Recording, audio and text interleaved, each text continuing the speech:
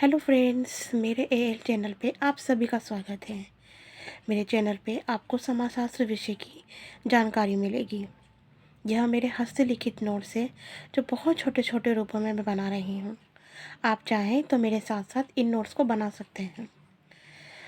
कक्षा 11वीं 12वीं बीए जिनके भी समाजशास्त्र विषय हैं वे सभी इस नोट्स का अध्ययन कर सकते हैं। मैंने बहुत छोटे रूपों में इनको इसलिए लिखा है कि जो बच्चे नोट्स बनाना चाहते हैं वो मेरे साथ साथ नोट्स बना सकते हैं। कल की वीडियो में समाज की कुछ संस्थाएं, समूह और समिति के बारे में हमने पढ़ा था और आज ये दूसरा भाग है। इसके पहले का भाग कल वीडियो अपलोड किया था उसमें है और ये दूसरा भाग है। आज हम सामाजिक संस्था के बारे में पढ़ेंगे। सामाजिक संस्था मनुष्य की कुछ मौलिक आवश्यकताओं को पूरा करने के लिए जो साधन बनाए जाते हैं वह कार्य संस्थाएं कहलाती है। जैसे कि आपको पता ही होगा, नाम से भी पता चल रहा है कि संस्थाएं क्या होती है। तो मनुष्य जब समाज में रहता है तो कुछ आवश्यकताएं होती है उसकी, जिसे पूरा करने के लिए कुछ साधन बनाए जाते हैं और संस्थाएं बनाई जाती है। अब संस्थाएं क्यों बनाई जाती है आप खुद ही समझिए कि अगर किसी संस्था में कोई नियम नहीं होगा, कोई कानून नहीं होगा, तो सब अपनी अपनी मर्ज़ी से कार्य करने लग जाएंगे। तो वो रोटेशन नहीं बन पाएगा, वो नियम नहीं बन पाएगा और जो कार्य तरीके से कर सकते हैं वो नहीं कर पाएगा। इसीलिए संस्थाएं बनाई जाती है। उसमें नियम होते हैं, कानून होते हैं। गलत अगर हो जाए तो दंड भी दिया जाता है। वो इसीलिए बनाया जाता है ताकि जो भी कार्य हो रहा है वो व्यवस्थित तरीके से हो सके। इसलिए संस्था बनाई जाती है। सामाजिक संस्था की कुछ सबसे जो बड़ी इकाई होती है समाज की, वो होती है परिवार। आप जैसा कि समझ ही रहे हैं, परिवार, क्योंकि समाज में जो भी मनुष्य रहते हैं वो परिवार से ही तो बनता है। परिवार बढ़ेगा तो समाज बढ़ेगा, इसीलिए इसे सबसे बड़ी इकाई बताई गई है। परिवार समाज की प्रारंभिक इकाई मानी जाती है।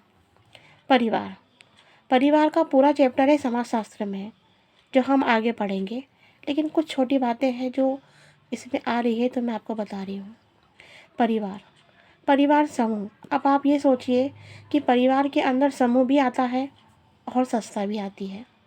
दोनों ही चीज़ें आती हैं। वो कैसे? तो चलिए चलते हैं। समूह समूह में दो व्यक्ति होते हैं। अब आप ये सोच रहे होंगे कि परिवार तो बहुत बड़ा होता है।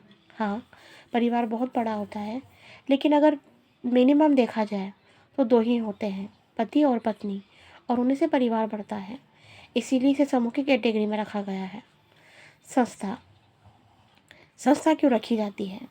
संस्था इसलिए रखी जाती है कि इसमें नियम और कानून में रहकर कार्य किया जाता है। आप सभी को ये पता है कि अगर पति अगर कुछ मारता है तो पत्नी अ, चली जाती है पुलिस के पास में, क्योंकि वो नियम में रह के कार्य कर सकता है, अपनी मर्ज़ी से नहीं कर सकता। इसीलिए अब नियम और कानून में रहकर ही वो कार्य करेगा। और इन्हीं सबको संस्था का नाम दिया है विवाह। अगर विवाह आता है तो वो संस्था के अंदर आता है।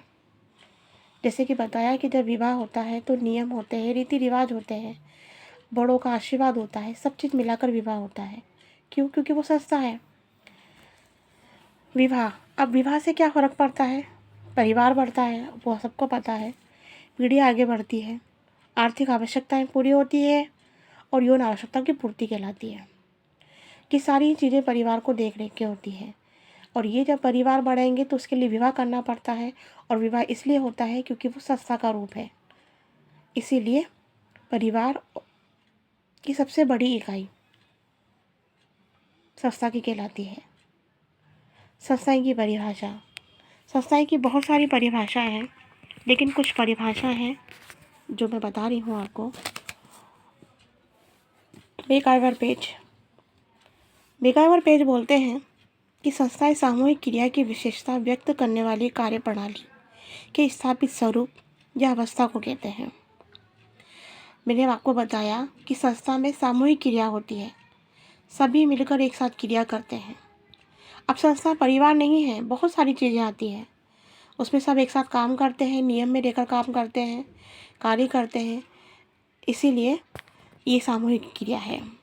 आगमन और निगमन, कुछ आधारभूत मानवीय आवश्यकताओं की संतुष्टि हेतु गठित और स्थापित सामाजिक प्रणाली है।